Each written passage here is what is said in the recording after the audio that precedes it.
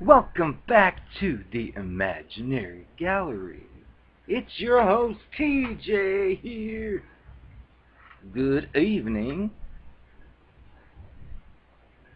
I was watching another video, and it kind of resurrected memories of a specific case study I was involved in, dealing with an obvious cluster B typed person, and I'm going to dissect it based on the full picture, because when you're going through such a thing, it's easy to get lost in the moment, but then once you've distanced yourself away from it, you can kind of look at the whole thing in a whole different light and realize that red flags are there for a reason, and for some unknown reason, a lot of us will just excuse those red flags away. But now it's like as clear as day.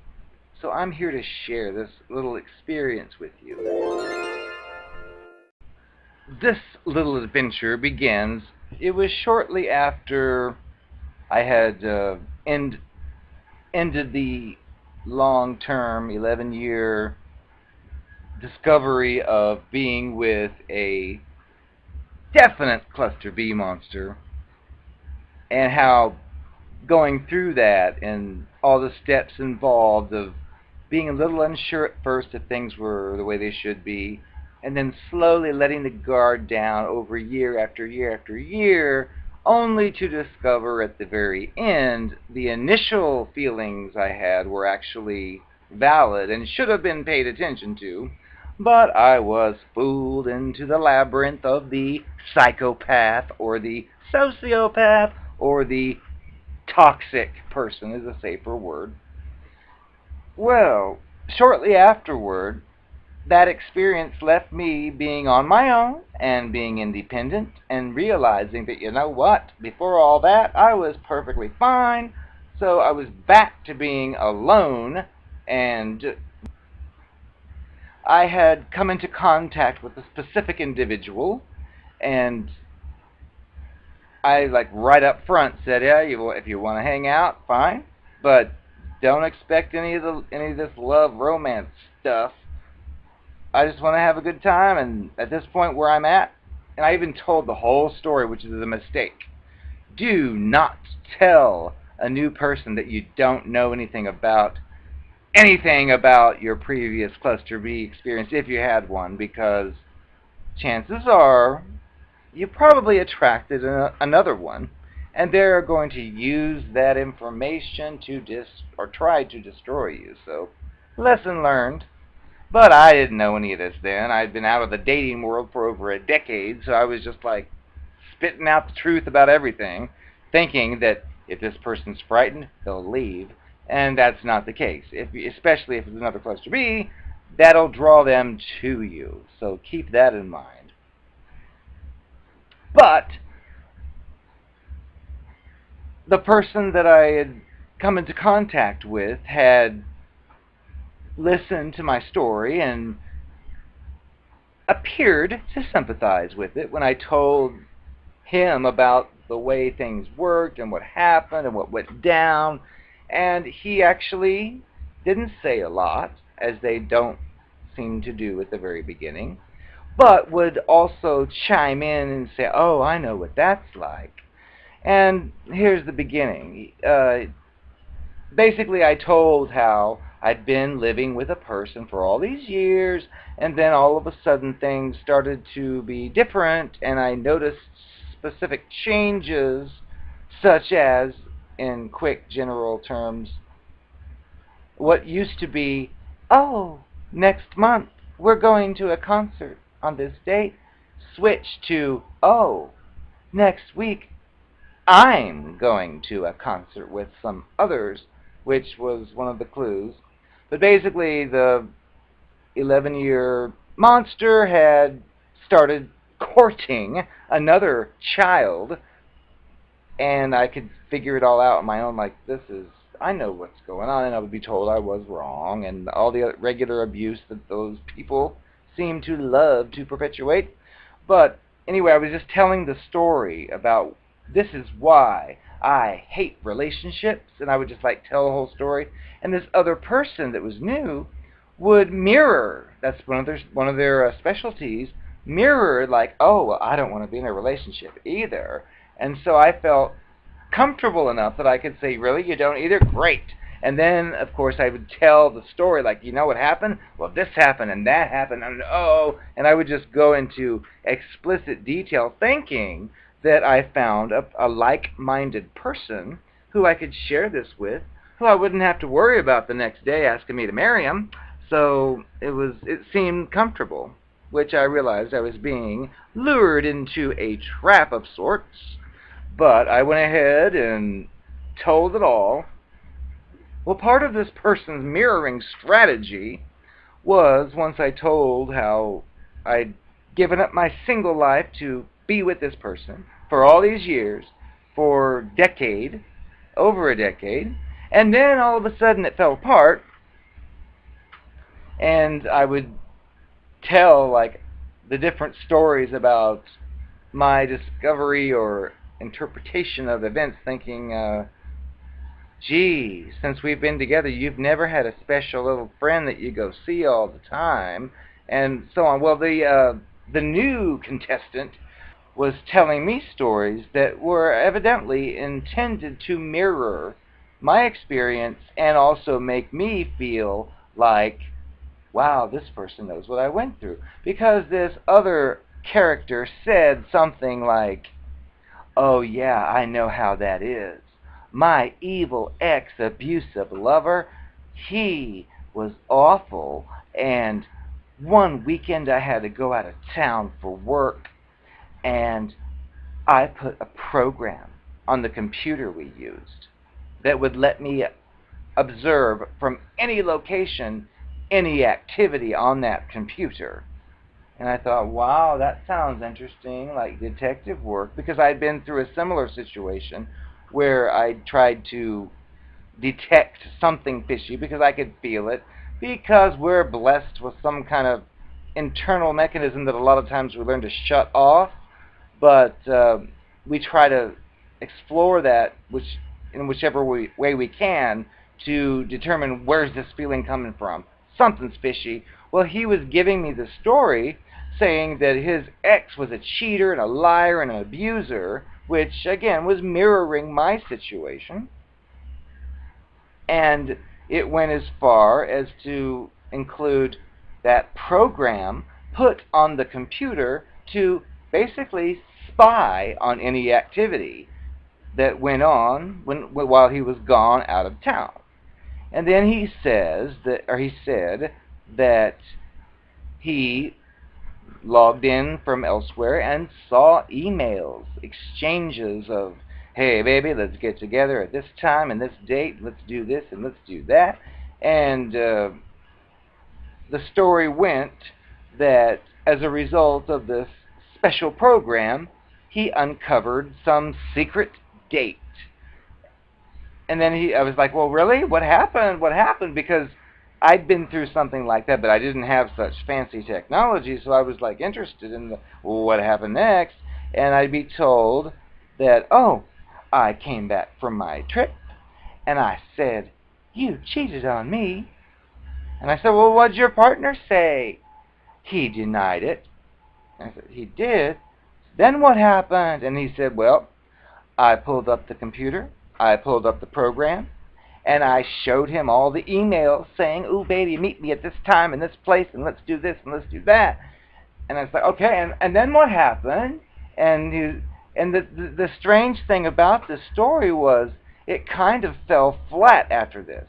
Because, I mean, basically it sounded like a great movie, a great novel that the lover pretends to be innocent, sneaks off, and then the other lover detects it and then addresses it, so I'm waiting for the big grand finale. And instead, after this story of showing the lover the evidence and the proof, I said, well, what happened?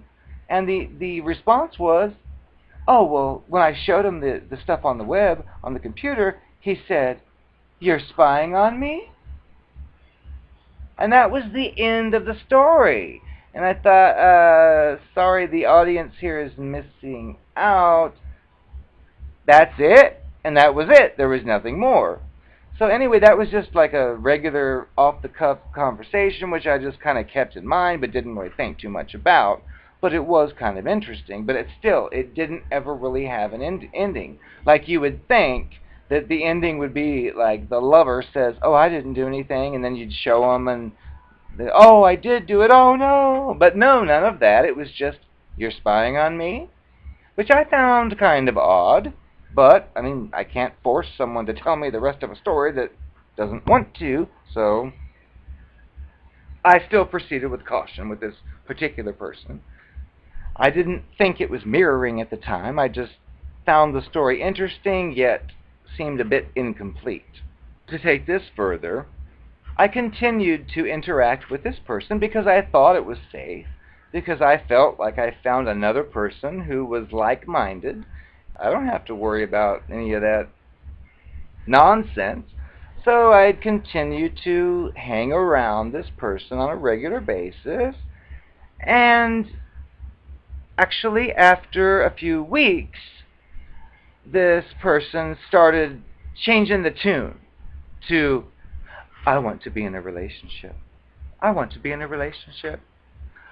Would you ever consider having an exclusive relation?" And I heard these questions, which were totally unexpected, especially after all the types of conversations that were discussed. And I'd be like, "What?" And it kept saying all this stuff. And it seemed very quick, like after just a few weeks, like less than a month. And so I'd be like, "Wait a second. I thought you said that you didn't want a relationship either." And then I was given a line of, "Oh, well, what would you have done if I had told you I really was looking for one?" Which is basically saying, "Well, ha ha, I fooled you and you fell for it, so I wouldn't be here if I would have said the truth." So that's how these people do operate, which again, at that point, I just was going with the original vibration of, "You don't want no relationship, neither do I." But then the story changed, so I was like kind of caught off guard.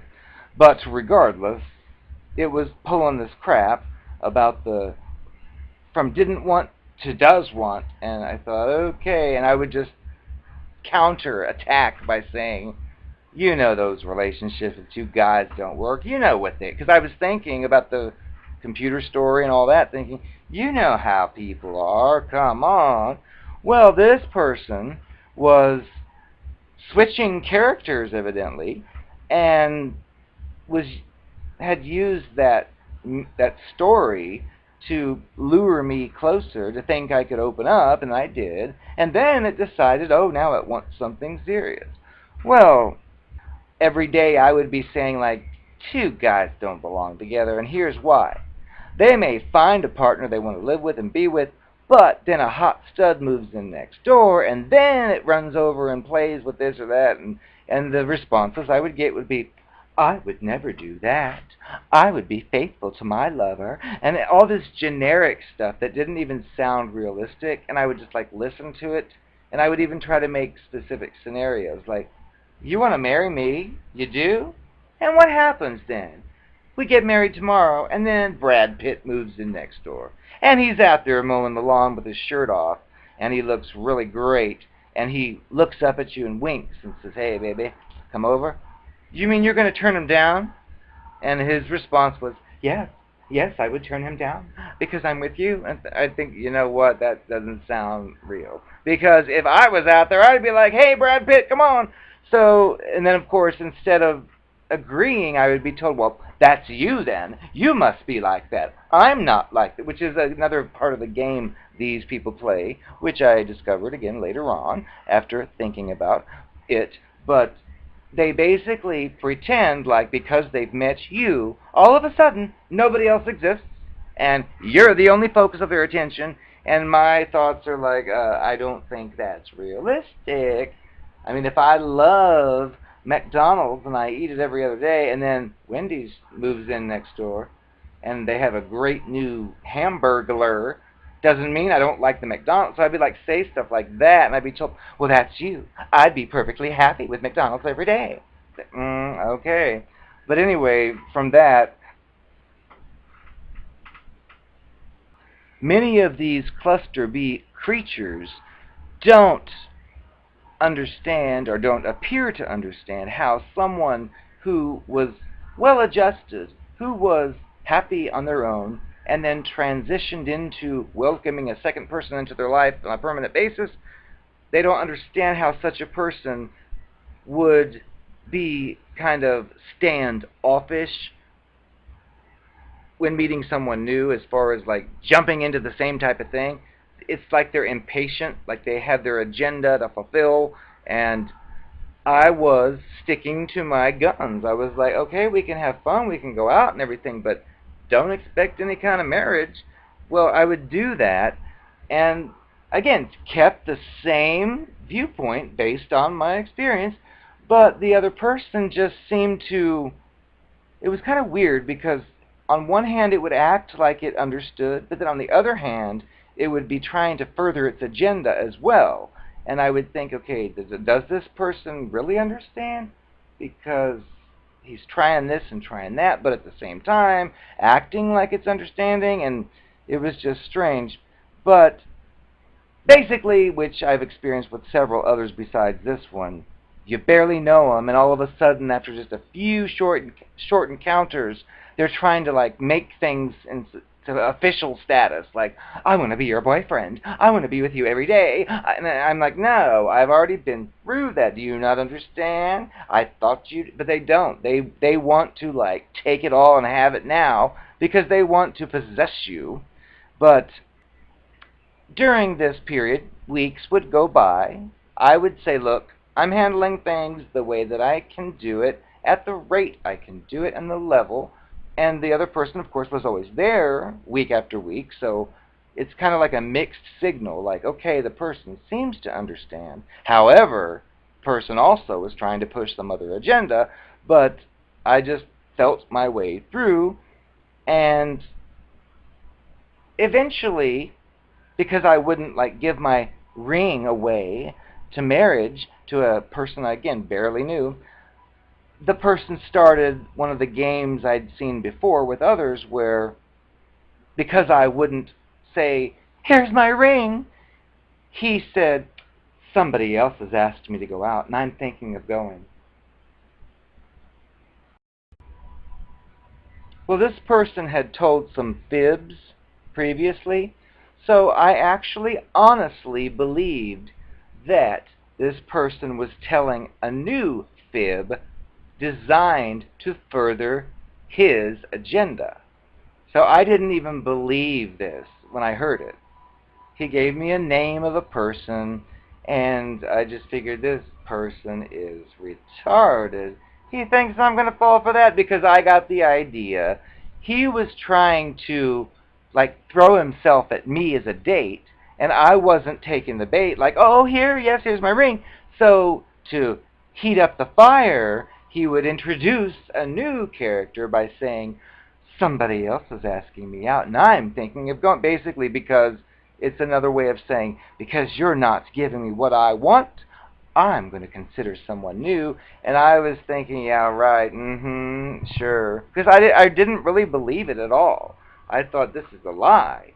Well, time passed and conversations were had, and it turned out that this person actually did exist. And at that point, I kind of was tiring of the I was being manipulated, basically, and figured, well, of all the people I've been hanging out with, this one seems to be the most consistent, so maybe I should give this one a chance. And so I tried. And so I said, you know what, I'm not comfortable with the idea of you chasing after somebody new. Let's just see what can happen here. Well, then he was like, oh, I deleted his number. I deleted his name. Oh, because I want to be with you. And I thought, oh, that's nice. Because I was like on the crossroad between being single on my own and trying to slowly welcome in someone new, and the threat was eliminated because I knew how strong this person came onto me, and I thought, well, I used to say, well, if you're chasing somebody else, then I guess we can't even do what we're doing. And anyway, he said it was all over with the other person. And I also later did a little bit of investigation, and I found that the person that he was referring to, because again, his stories were generic, they weren't very realistic, so it would be very easy to accept that these were fake, was searching Facebook, and I found the picture, and one day I pulled the phone out and said, look, and I showed, because I was guessing that was the person, and guess what? Bingo, it was, and he said that's the person, and I figured, oh my goodness, it's real. Well, that was the beginning part of this. Again, I've got some kind of fifth sense, ESPN, no, a seventh sense probably, but I just could feel after I learned it was a real person, it seemed like maybe something did happen. Because the person I knew, the backstories I would hear would be, so-and-so said I was hot, and we went out once and did this. And I figured, well, this other person seemed to pursue you and figured something would happen, but the story was, oh, I deleted the phone number, the picture. So I pressed on it. It's like, you can't expect me to believe you never met that person. And it turned out that actually they did meet. And it was a manipulation tactic on a specific night where he had made other plans with other people and told me it was all the girls. And I had, right off the bat, from another story I haven't mentioned, but like, yeah, we know what that means. You're going out with the girls? Well, it turns out that hunch was accurate because we didn't find out till a long time later, but basically he had been telling me every week, I don't need to date anyone else. I'm happy with you. I'm going to show you. And I was like, yeah, right. But this other stuff was happening behind the scenes. That's how these people work. Like I told you in a different video about compartments, it's, well, I don't know why you don't want to settle down with me because I've only been with you, which is brainwashing, even though it's not true, because in their other compartment, he's pursuing this other kid, nameless kid. We continued our little adventure, and he had said the other person was erased and gone, but little pieces of trash would pop up from other situations of strange circumstances, and I'd be given excuses or stories that would be, of course, as the cluster B does, makes them completely innocent of any wrongdoing. But anyway, fast forward a few months, over a year, and again, me being in my state thinking, okay, I'm going to be really careful and really slow to make sure I'm doing the right thing. And turns out we had developed like a regular type interaction schedule. Like every weekend we hung out together and we worked together, and then like a day or two during the week we'd hang out. So it was kind of like me trying to ease myself into the possibility of maybe being like a partner with another person, but it was like at a distance.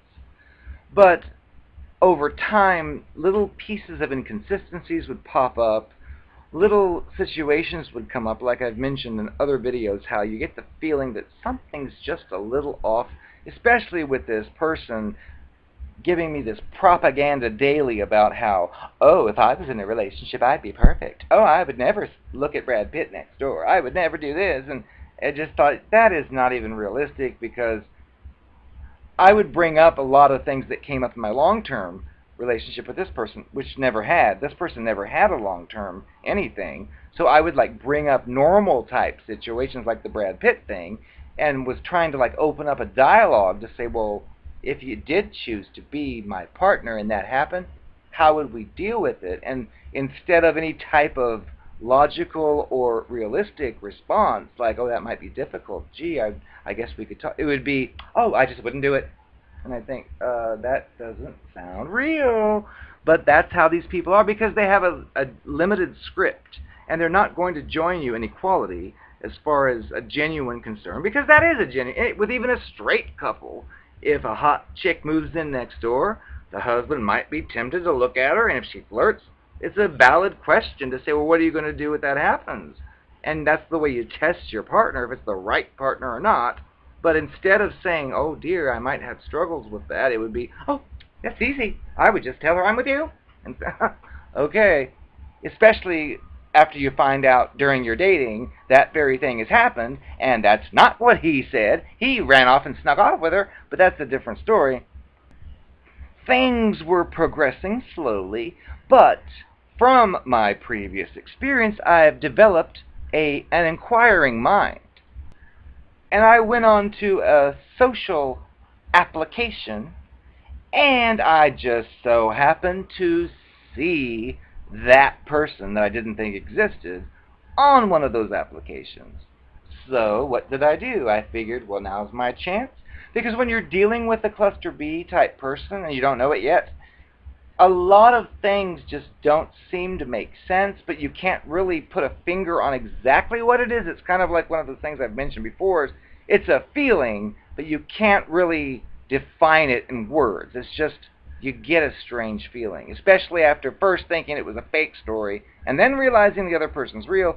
So I decided to play it cool, and when I saw that other person on the application, I sent some kind of just like general, hey, how's it going?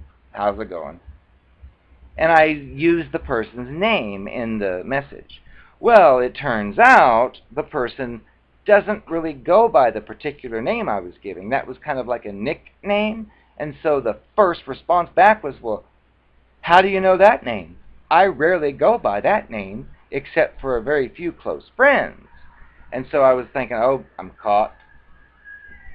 But I just kept going with it, and then I started to mention, well, I was looking through Facebook, and I pulled out your picture one day, and one of my peers said, oh, that's so-and-so.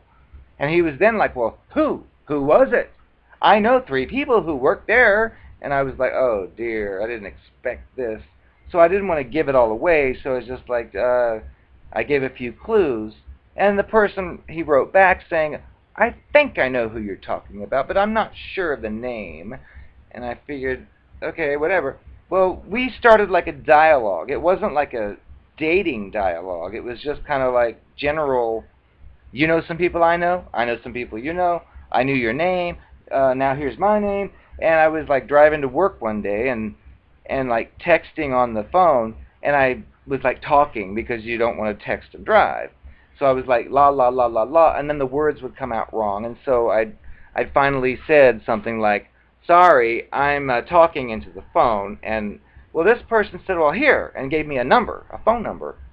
Well, don't do that, just call me, he said. And I thought, okay. So I clicked a little button and was like, hello, and we just continued the conversation. It was actually a nice conversation. The person was different from this generic monster I'd been seeing and didn't realize, but we just had some talks, and then the name came up of the cluster B person that this other one was interested in. That he said something like, he talked about me. I'm surprised he didn't say anything bad.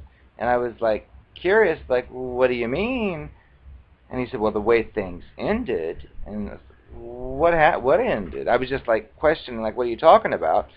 Well, the story I got from this other person was that this cluster B monster had a boyfriend, which was me, which he didn't know at this point, yet was chasing after him.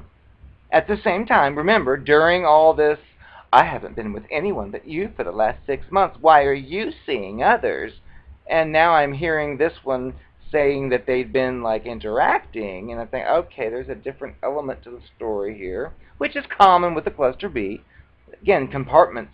You're not supposed to be in that compartment. You're in yours, and that's it.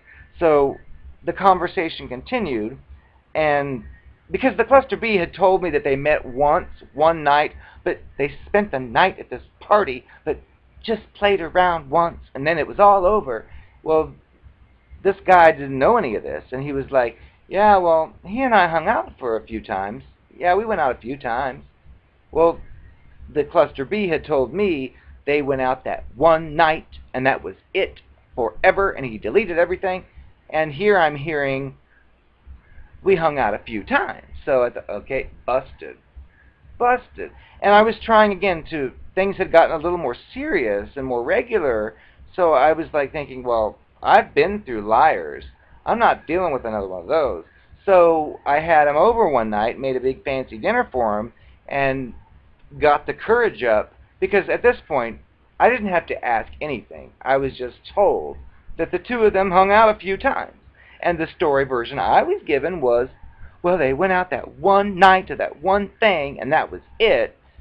And because I was, again, trying to transition over to the part where I could trust another person again, because I was happy just making things be casual, but this other person had been like trying to force some kind of marriage, and it was like, okay, well, let's have you prove yourself.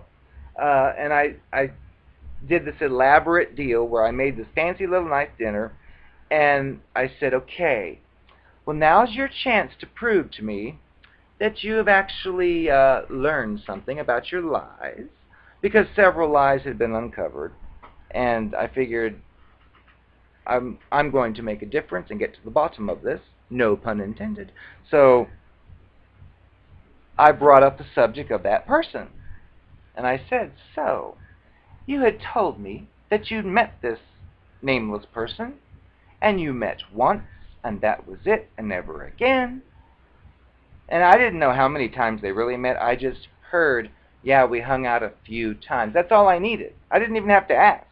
So when I questioned, it's like, you told me you'd only hung out once. I'm giving you the chance now to come clean if you had seen the person on any other occasion. And here's where you go with the observation point, because I already knew that more than one interaction occurred. Plus, it was totally believable based on the experiences I've already had with the person, because I'm, again, going back and forth between, do I want to mess with this or do I not want to? Is this good or is this bad? And its face, as typical cluster Bs do, is, oh, that's true. Yes, once. And I was like, okay, you're not doing so good. Again, we're here to have you prove that you can now tell me the truth when I ask you a question. And I kept like saying words like that, and I get the same response. It even got to the point of, I only saw him once. Why? What do you think you know? I said, that's not the point. But I was starting to slowly realize this person is hopeless. This person's not going to ever grow or change. This person is sticking with the fiction.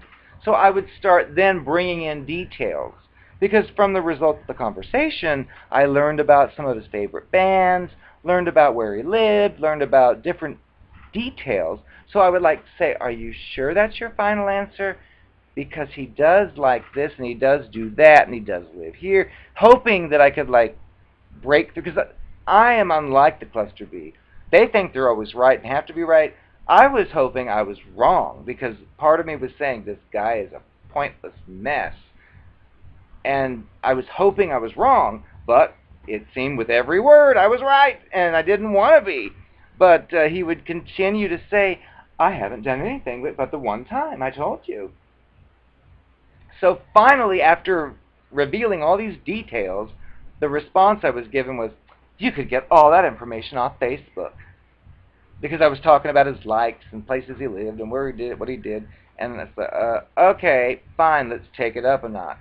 So then I went to the phone and grabbed it and said, look. And I showed it just said like the name and the number and the like 30 minutes or however long the call was. Because I was trying to give the person the chance to like be a real person and like tell the truth, but it would not. These people don't do it. He thought that I was trying to trick him and that I didn't know anything. I just thought I did. And so he was sticking, which is proving my point that he's not ready to be a real person. But anyway, regardless, when I finally had this guy convinced that I actually spoke to him and heard A, B, C, and D, typical to the cluster B, remember, he's the one who's in love forever with me, instead of breaking down, oh, I'm so sorry, it would be, you spied on me? Why are you talking to him? That's weird. And I'm leaving. And he left.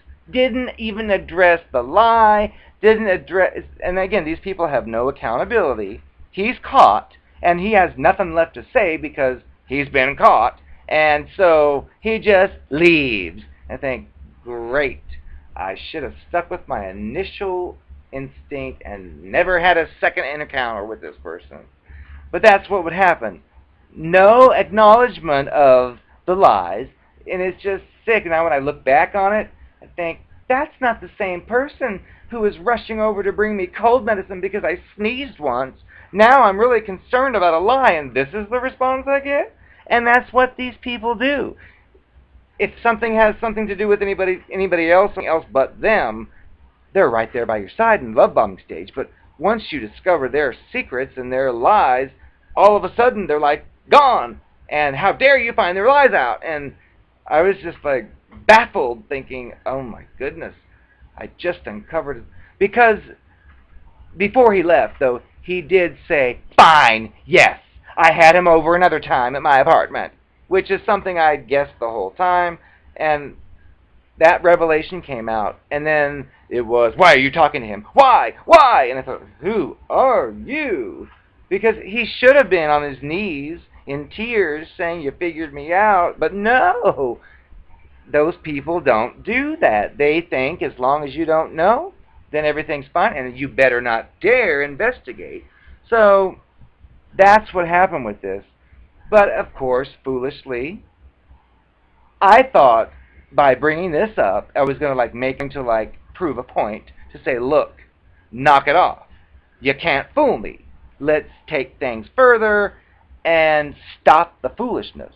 That was the whole point of it. But with these people, you're not going to succeed with such a game plan. They have their game plan, and you are not included in that, I've learned, which I didn't know then, because I thought I could fix things and figured, look, I know what's going on. I figured it was going on. Now let's work through it. But that is not an option. So here comes the counter manipulation.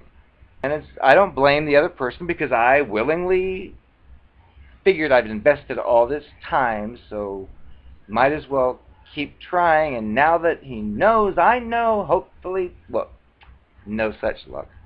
But what happened was, we'd talk about it a little bit more, and one of the things he said was, you know, I can't believe you checked up on me with him. If someone has to check up on someone and spy on them, then that means that they have done something way worse to the other person, and they're just checking up on this one to make themselves feel better. I thought that was interesting, because I have a memory like an owl or whatever it is that keeps a memory. And this is where I use my counter manipulation tactics. Because if you remember back to the beginning of this long video, I'd mentioned how during the mirroring of the idealization phase, when I was saying, oh, I don't trust anybody, they all lie and cheat, I was given the story of, I put a program on my computer and caught my partner cheating. So here I was hearing the, if you have to check up on someone else and catch them doing something, it means you're doing something way worse and want to try to make it not so bad. So then I remembered that. So here's what I said. Like, oh, really? Did I just hear you say? And I'd repeat it. Yes. And so I'd say, oh, really? Well, then, that story you told me in the beginning, when you said you put a program on your computer to catch your partner cheating, what terrible thing had you done to justify you doing or taking such drastic measures?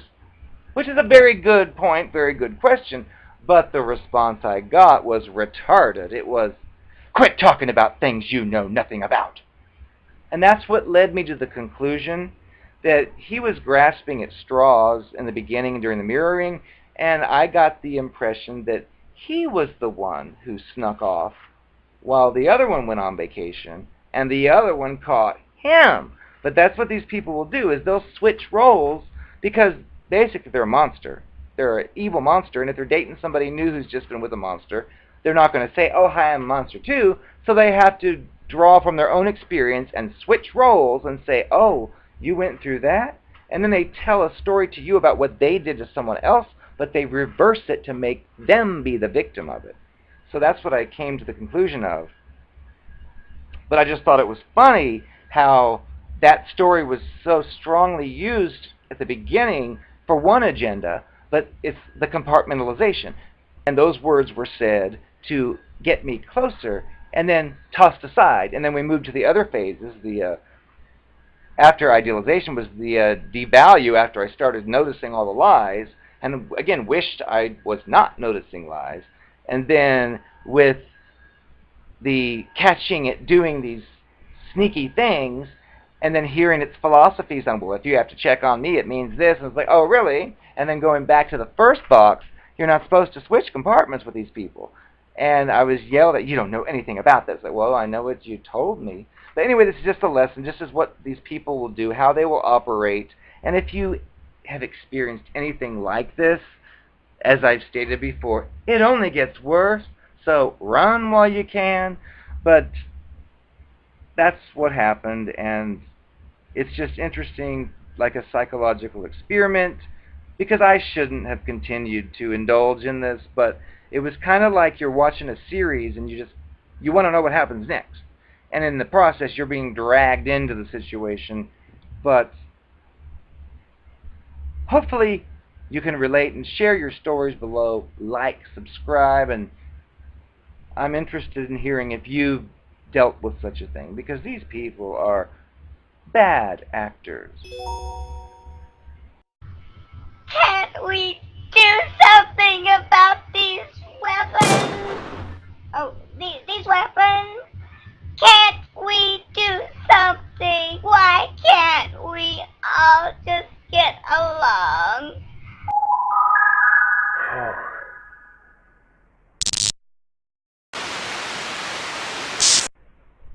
So you may wonder, you may ask the question, why?